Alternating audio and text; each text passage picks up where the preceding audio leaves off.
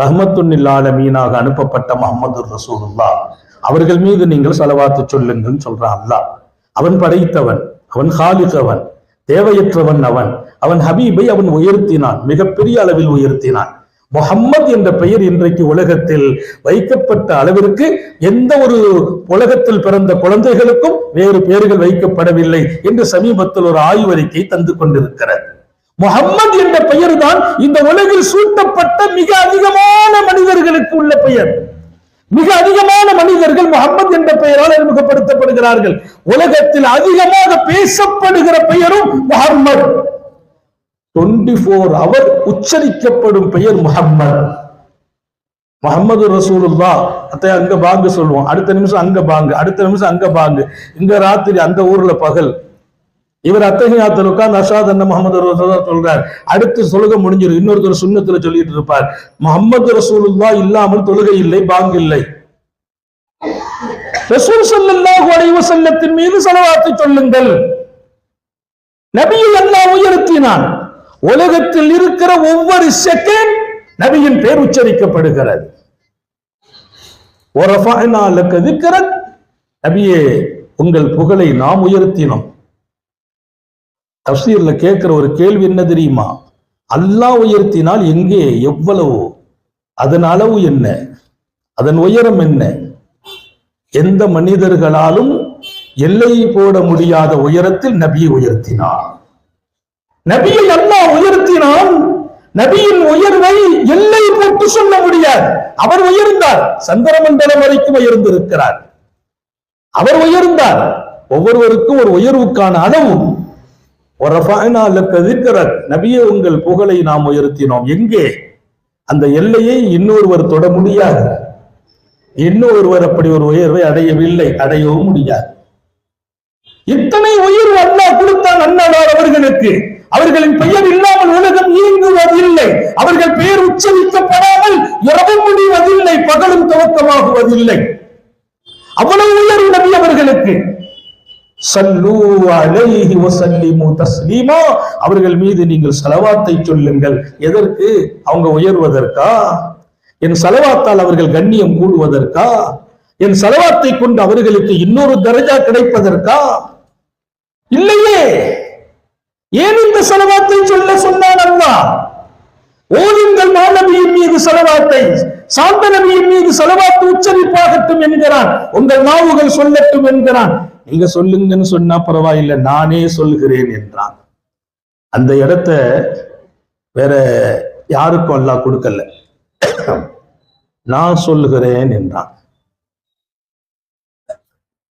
எப்படி நாம் வர்ணிப்பது என்று நமது வார்த்தைகளும் இல்லை, அது குறித்து எழுதுவதற்கு எழுதுகோள்களும் இல்லை. நான் சொல்கிறேன். நபி பெருமானார் மீது ஸலவாத்தை நான் ஏன் ஸலவாத்து சொல்ல வேண்டும்? அந்த ஸலவாத்தின் நோக்கம் என்ன?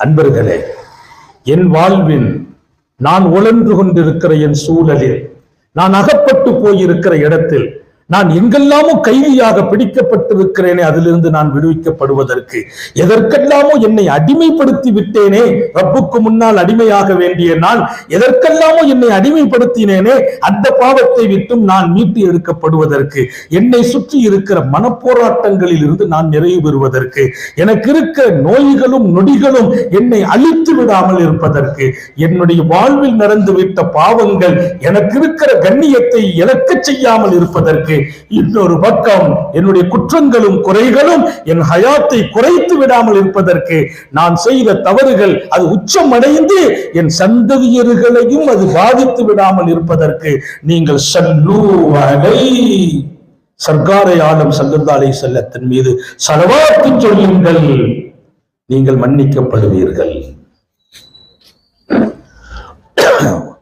நீங்கள் மன்னிக்கப்படுகிறீர்கள். உங்கள் அந்தஸ்துகள் உயர்கிறது. அல்லாமா அபுல் அப்பாஸ் ரஹ்மஹுல்லாஹ் 1000 ஞானிகளை உருவாக்கியவர்கள். அல்லாமா அபுல் அப்பாஸ் 1000 ஞானிகளை வார்த்தெடுத்த பெருமகனார், மிகச்சிறந்த சூஃபி. வஃபாத்தானாங்க. அவர்களின் சீடர் ஒருவர் வஃபாத்துக்கு பின்னால அல்லாமா அபுல் அப்பாஸ் ரஹிமஹுல்லாவை கனவிலே பார்க்கிறார். கனவுல பார்க்கிறாங்கன்னா அவங்க ஷிராஸினுடைய ஜாமியாவினுடைய மெஹராபில் நிற்கிறார்கள். ஷிராஸ் என்கிற நகரம், அந்த நகரை சார்ந்தவர் பார்க்கிறார். அந்த நாட்டினுடைய ஜாமியா மஸ்ஜிதின் மெஹராபில் நிற்கிறாங்க.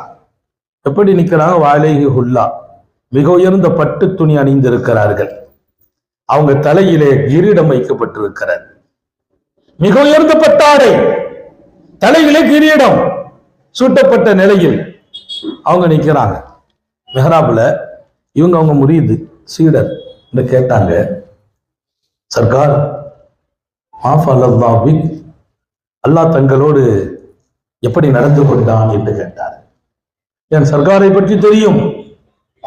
அல்லாமா அபுல் அப்பாஸோடு தன் வாழ்க்கையை இழந்தவர்கள், அர்ப்பணித்தவர்கள், ஆயிரம் சூழலில் அல்லாஹ்வின் நினைவை கொண்டு தன்னுடைய முரீதுகளை தர்பியத்து செய்தவர்கள், உருவாக்கியவர்கள்.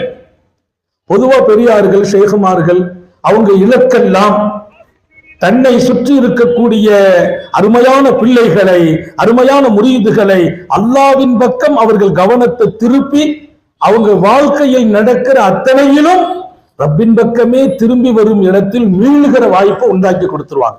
அல்லாஹ் நம்ம எல்லாருக்கும் தௌபீக் செய்வானா? எல்லாருக்கும் தௌபீக் செய்யட்டும். பெரியார்களுடைய தொடர்பு அல்லாஹ்வின் பக்கம் நம்மளை மீள வச்சிரும். அப்படி இடத்தை கொடுத்தாங்க.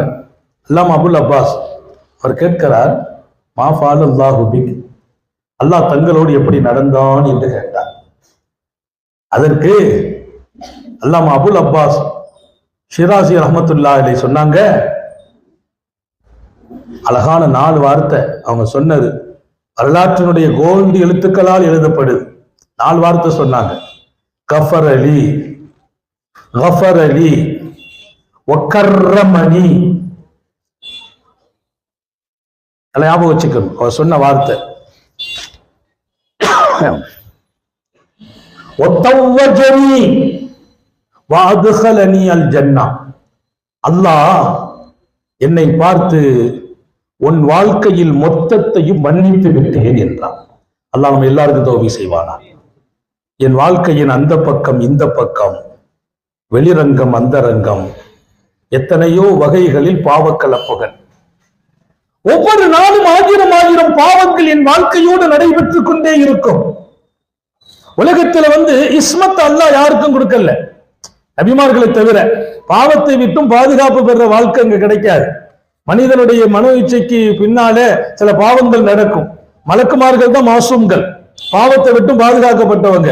அல்லாமா இப்ராஹிம் நதுகம் ரஹ்மத்துல்லாஹி அலைஹி காபத்துல்லாஹ்வுல நின்று கேட்டாங்க, யா அல்லாஹ் அல் இஸ்மத், யா அல்லாஹ் உங்களை நான் கேட்கிறேன், பாவம் இல்லாத வரம் வேண்டும் என்று கேட்டாங்க. காபாவுடைய திரையை பிடிச்சு கேட்கிறாங்க இப்ராஹிம் நதுகம், பாவம் இல்லாத வரம் வேண்டும், எனக்கு வேற ஒண்ணும் வேண்டாம், என் லைஃப்ல நான் ஹயாத் வரைக்கும் பாவம் செய்யக்கூடாது. அல்லாஹ் சொன்னானா அதை எந்த அடியானுக்கு நான் கொடுக்கறது இல்லைன்னா, அந்த வரத்தை நான் கொடுக்கறது இல்லை. ஏன்னு கேட்டாங்களாம், எனக்கு பேர் கஃபார், எனக்கு பேர் கஃபார், என் பேரை எடுக்க நினைக்கிறாயா என்று கேட்டான். கஃபார் என்றால் பாவம் செய்தவர்களை மன்னிப்பவன் அர்த்தம். நீ பாவமே இல்லாத வரம் கிடைத்தால் நான் எப்படி கஃபாரா இருக்க முடியுங்க? அல்லாஹ் அப்படியானால் அல்லாஹ் பாவம் செய்ய சொல்றானான்னு கேட்கக்கூடாது, பாவத்தை தூண்டுறானான்னு கேட்கக்கூடாது. நான் அதிகமா சொல்லுகிற ஒரு செய்தி, ஒரு நபியினுடைய கோவேரி கழுதி ஒருவர் திருடி விட்டார். ஒரு நபியினுடைய கோவேரி கழுதி ஒருவர் திருடினார். அந்த நபி பாக்குறாங்க, கழுதையை காணல. ரொம்ப சங்கடமா போச்சு, வருத்தப்பட்டாங்க. நம்ம கழுதையே திருடிட்டாங்களே, யாரு? அவங்க உம்மத்து தான் திருடி இருக்காங்க. ரொம்ப வருத்தப்பட்டாங்க. அல்லாஹ்ட்ட கேட்டாங்க, அல்லாஹும்ம அரினி சாரிகா, அல்லாஹ் திருடனை என் கண் முன்னால காட்டுன்னு கேட்டாங்க. ரொம்ப வேகம், ஜலாலியத். நபிமார்கள் சில நேரத்துல ஜலாலியத்துல பேசுவாங்க. ஜலாலியத்துனா அந்த இடம் எப்படி இருக்கும்னா, அதுக்கு உடனடியான பரிகாரம் இப்ப வேணும், அல்லாஹ் அவன் யாருன்னு எனக்கு காட்டுனாங்க. அல்லாஹ் சொன்னாங்க, வாங்க, உங்களுக்கு பிரச்சனை என்ன? கழுதை காணல, அதுக்கு பதிலா இன்னொரு கழுதையை தர்றேன், வாங்கிக்கங்கன்னா. இல்ல ரப்பே, அது முக்கியம் இல்லை, அவன் யாருன்னு எனக்கு நீ காட்டணும். அதை நான் காட்ட முடியாதுன்னு. ஏன் ரப்பேன்னு கேட்டாங்க. அவன் திருடின உடனே துவா செய்தான், என்ன நபிட்ட காட்டிடாதேன்னு சொல்லிட்டான். அவன் திருடின உடனே அவன் ஒரு துவா செய்துட்டான், நான் யாருன்னு நபிக்கு நீ சொல்லிடக்கூடாது, அல்லாஹ் என்ன காட்டக்கூடாதுன்னு சொல்லிட்டான். நான் அவன்கிட்ட ஓகே சொல்லிட்டேனேங்கிற அல்லாஹ். நான் அவனை காட்டி கொடுக்க மாட்டேன், உன்னை காட்டக்கூடாதுன்னு அவன் கேட்டான். நானும் சொல்லிட்டேன் அவனை காட்டி கொடுக்க மாட்டேன். அப்ப உங்களுக்கு என்ன பிரச்சனை? பிரச்சனை விடுங்க, நான் பதிலா ஒரு வாகனத்தை தர்றேங்கிறான். அப்ப அல்லாஹ் திருடனுக்கு துணை போனானா, ஊக்குவிக்கிறானா? இல்ல. குற்றவாளிகளை கூட அவர்கள் கேட்கிற துவாவுக்கும் கூட அல்லாஹ் பல காலங்களில் அவன் அவர்களுக்கு உதவியாக அமைந்து விடுகிறான். அப்படியாவது என் அடியான் திருந்தட்டுமே. குற்றவாளிகளுக்கு கூட. அதனால அல்லாஹ் நீ பாவம் செய்யணும், அதனாலதான் நான் கஃபார்னு சொல்லல. பாவத்தில் செய்யாம இருக்கிற வரம் நான் யாருக்கும் கொடுக்கிறது இல்லை. என் வாழ்க்கையிலே நிறைய நடந்தது பாவம். அஸ்தக்ஃபிருல்லாஹ் ஓதுங்கிறாங்க பெரியார்கள். காலமால அவுராதுகள்ல அஸ்தக்ஃபிருல்லாஹ் காலையில 100 தடவை, மாலையில் 100 குறைஞ்சது கொடுக்கிறோம். இதுல அதிகப்படுத்தணும்னு நாங்க அதிகமா அஸ்தக்ஃபிருல்லாஹ் சொல்லணும். பாவமே நான் செய்யலையே, பாவமே செய்யாட்டாலும் அஸ்தக்ஃபிருல்லாஹ் சொல்லுங்க, அல்லாஹ் என்ன மன்னிச்சிருன்னா அது பாவத்தை மட்டும் மன்னிக்கிறது இல்ல. ஒரு வாழ்க்கையில உங்களுக்கு துன்பம், துயரம், கஷ்டம், வறுமை இருக்குமையானால் அப்போது நீங்க சொல்ற அஸ்தக்ஃபிருல்லாஹ் அதிலிருந்து உங்களை விடுவிக்கும் என்று எழுதுகிறான். பாவ மன்னிப்பை கேட்கிற போது இன்னொரு வாசல் அல்லாஹ் திறக்கிறான். அல்லாஹ் நம்ம எல்லாருக்கும் தௌபீக் செய்யணும். அல்லாஹ்வை குறித்து நிறைய நம்ம விளங்கணும். அல்லாஹ் ஸலவாத்தை சொல்லுங்கன்னு சொன்னா நம்ம ஸலவாத்தை சொல்றோம். ஏன்? நபி என்னுடைய ரஃபூ தர்ஜாத்தா? அது நபியின் உயர்வுக்கு காரணமா இருக்க போகிறதா? ஏன்? அவர்கள் ரஹ்மத்துல் லில் ஆலமீன் என்பதை ஸலவாத்தை கொண்டு தீர்மானிக்கிறான். நபி ரஹ்மத்துல் லில் ஆலமீன். அவர்கள் யார்? அசீஸ். அவர்கள் யார்? ரவூஃப். உன் மீது அன்புடையவர்கள். ஹரீஸ், நீ நல்லா இருக்கணும்னு நினைக்கிறவர்கள். பேராசை வைத்திருக்கிறார்கள் உன் உயர்விலே. அத்தனையையும் நபியினுடைய அந்த வாழ்க்கையில் அவர்களுக்கு இருக்கிற தன்மைகளை நம்ம ஸலவாத்து ஓத சொல்லி அல்லாஹ் முடிவு செய்கிறான். நீ நல்லா இருக்கணும், நபியின் மீது ஸலவாத்து ஓது, நீ நல்லா ஆயிடுவாய் என்றார்கள் சாலிஹீங்கள். ஸலவாத்தை கொண்டு நான் உயர்கிறேன், மன்னிக்கப்படுகிறேன். வாழ்க்கையில முதல் விஷயம் மன்னிப்பு. அல்லாமா அபுல் அப்பாஸ் ஷிராஜி ரஹ்மத்துல்லாஹி அலைஹி முரீதரை சொல்றாங்க, கஃபரலி, என்னுடைய எல்லா பாவத்தையும் இந்த புறம் அந்த புறம், இந்த அந்த ரங்கம் வெளிரங்கம் அத்தனை அல்லாஹ் மன்னிச்சிட்டேன்னு சொல்லிட்டான். பெரிய கிஃப்ட். இரண்டாவது கர்ரமணி, அல்லாஹ் என்னை மிகப்பெரிய அளவில் சங்கைப்படுத்தினான். அல்லாஹ் நம்ம எல்லாருக்கும் தௌபீக் செய்யட்டும். அல்லாஹ் சங்கைப்படுத்தினான். மனிதனுக்கு மனிதன் கொடுக்கிற சங்கை இருக்குது பாருங்க. சில நேரத்துல இன்னைக்கு சங்கப்படுத்தினவங்க நாளைக்கே அவமானப்படுத்திடுவாங்க. இன்னைக்கு மேடையில வச்சு கண்ணியப்படுத்துவாங்க, நாளைக்கு மேடையில இருந்து கீழே இறக்குவாங்க. இதுதான் உலகம். சங்கைப்படுத்துற பல பேர் கூட வெளிரங்கத்துல சங்கப்படுத்துவாங்க, மனசு இருக்காது. அவர் வந்து பொன்னாட போத்தி இவரை சங்கப்படுத்துவார், மனசுல நினைப்பார் இவனுக்கு போய் போடுறாங்களேன்னு. கர்ரமணி சாலிஹீன்கள் எழுதுவார்கள், அல்லாஹ் சங்கைப்படுத்துகிறார் என்றால் அந்த சங்கை எத்தனை உயர்வானது, பரிசுத்தமானது. அவருடைய மறுமையினுடைய எல்லா உயர்வுக்கும் அந்த சங்கை காரணம். அல்லாமா ஷிராசி சொல்கிறாங்க, அல்லாஹ் எப்படிங்க நடந்து கொண்டான் தங்களோடு. அதற்கு சொன்ன 4 வரிகள், ஒவ்வொன்றும் முத்துக்கள், கோல்டு எழுத்துக்களால் எழுதப்பட்ட செய்திகள். அல்லாஹ் என்னை முன்பின் பாவங்கள் அத்தனையும் மன்னித்து விட்டான். வாழ்க்கையில் நடந்த வெளிரங்கம் அந்த ரங்கம். அப்போதும் சின்ன வயசுல செய்த பாவம், பெரியாளான பின்னால செய்த பாவம், அவன் நெருக்கத்தை தேடி நடந்த போது சில குற்றங்கள், குறைகள் எல்லாத்தையும் மன்னித்தான் அல்லாஹ். என்னை சங்கைப்படுத்தினான். 3வது சொன்னாங்க, ஓ தவ்வஜனி, அல்லாஹ் என்னை அத்தனை பேர்களுக்கு முன்னிலையில் கௌரவிக்கிற வகையில் என்னுடைய தலையில் மிக உயர்ந்த மாணிக்கங்கள், மரகதங்கள் பதிக்கப்பட்ட கிரீடத்தை எடுத்து சூட்டினான். அல்லாஹ் கிரீடம் சூட்டினான். நம்ம சில பேருக்கு கிரீடம் சூட்டுவோம். அந்த கிரீடம், அதனுடைய அழகு அல்லாஹ்வுடைய கிரீடத்துடைய அழகோடு எத்தனை 1000 மடங்கு வித்தியாசம். ஒத்தவஜனி, ரப்பு எனக்கு கிரீடம் சூட்டினான் தலையில். 4வது சொன்னாங்க, வஅத்கலனில் ஜன்னா, என்னை அல்லாஹ் சொர்க்கத்துல கொண்டு உட்கார வைத்து விட்டான். அல்லாஹ் எல்லாருக்கும் இந்த நாளையும் நசீபாக்கட்டும், பாவங்களை மன்னிக்கட்டும். அல்லாஹ் நம்மை சங்கையாக்கட்டும். அவன் திருக்கரத்தால் நமக்கு கிரீடம் சூட்ட வேண்டும். ஜன்னத்துல் ஃபிர்தௌஸ்ல கொண்டு அல்லாஹ் உட்கார வைக்கிறான். அவர் கேட்டார், முரீது கேட்டார், பிமாதா யா ஷேக், சர்க்கார் அவர்களே, இவ்வளவு பெரிய காரியத்தை அல்லாஹ் தங்களுக்கு செய்தாங்க, எதனால செய்தான் கேட்டார். நீங்க ஹித்மத் செய்தீர்களே, திருக்குர்ஆனை 1000 முறை ஓதி இருக்கிறீர்களே, இந்த சமூகத்தின் பல்லாயிரம் பேர்களை அல்லாஹ்வின் நினைவில் கொண்டு உட்கார வைத்தீர்களே, இதுல எதை வைத்து அல்லாஹ் இந்த பாக்கியத்தை கொடுத்தான் என்று கேட்டபோது அல்லாமா அபுல் அப்பாஸ் ஷிராஸி ரஹ்மத்துல்லாஹி சொன்னார்களாம், பி கஸ்ரத்தி ஸலாத்தி அலா ரசூலில்லாஹி ஸல்லல்லாஹு அலைஹி வஸல்லம், உத்தம நபிகள் சர்க்காரே ஆலம் ஸல்லல்லாஹு அலைஹி வஸல்லம் அவர்கள் மீது நான் அதிக நேரம் ஸலவாத்து ஓதிக்கொண்டிருந்தேன். அல்லாஹ் சொன்னான், என் ஹபீபின் மீது நீங்கள் அதிகமாக ஸலவாத்து ஓதினீர்களா இல்லையா, அதை கொண்டு உங்களை செங்கையாக்கினேன், அதை கொண்டு உங்களை மன்னித்தேன், அதனால் நானே கிரீடம் சூட்டினேன். இல்லை, இதுவெல்லாம் போதாது என்று உங்களை முழுமைப்படுத்துவதற்கு சொர்க்கத்தில் தங்க வைத்தேன் என்றான் அல்லாஹ்.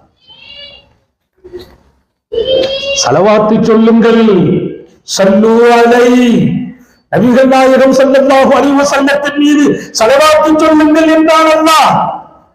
ஏன்? என் பாவங்களை மன்னிப்பதற்காக ஸலவாத், என்னை சங்கைப்படுத்துவதற்காக ஸலவாத். ரஹ்மத்துல் ஆலமீன் அவர்கள் எப்படி ரஹ்மத்? அவங்க பேர்ல நான் ஸலவாத்து ஓதி அதை வச்சு நபியுடைய ரஹ்மத் என்கிட்ட வெளிப்படுது.